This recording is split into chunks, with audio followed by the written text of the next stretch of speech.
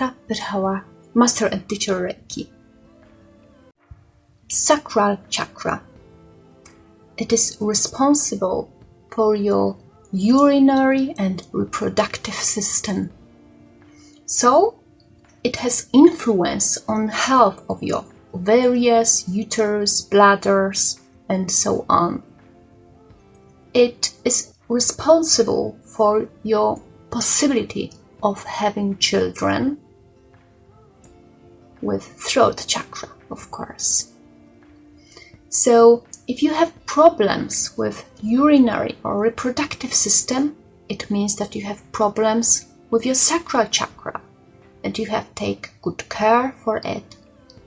Besides, this chakra is also responsible for possibility of feeling pleasure, fulfillment, satisfaction. So, if you have problems with these emotions, it also means there is a problem with the chakra. As for this chakra, harmful are such emotions like don't letting yourself to rest, to have some pleasure in life, to enjoy life, or being a workaholic or perfectionist. This all is harmful for the chakra.